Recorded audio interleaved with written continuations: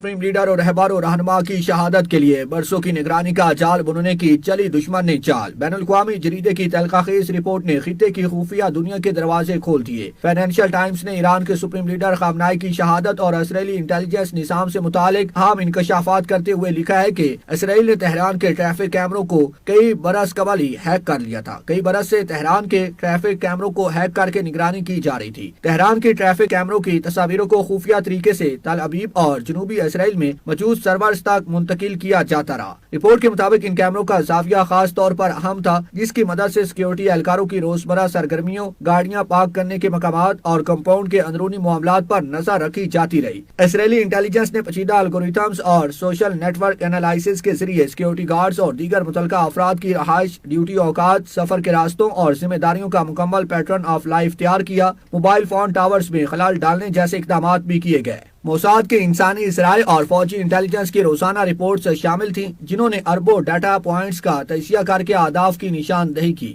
Report میں یہ بھی انکشاف کیا گیا کہ گزشتہ برس ایران کے ساتھ 12 روزہ جنگ کے دوران اسرائیل نے سائبر حملوں، ڈرونز اور دور تک مار کرنے والے میزائلوں کے ذریعے ایران کے فضائی دفاعی نظام کو ناکارہ بنایا اور متعدد سائنسدانوں اور فوجی آفیسرز کو نشانہ بنایا۔ سپارو نامی میزائل، جو 1000 کلومیٹر سے زائد فاصلے سے ہدف کو نشانہ بنا سکتا ہے، اس حکمت عملی کا حصہ تھا۔ گولی کی بجائے ڈیٹا سے کی جانے والی جنگ کے اثرات خطے پر برسوں تک رہیں گے۔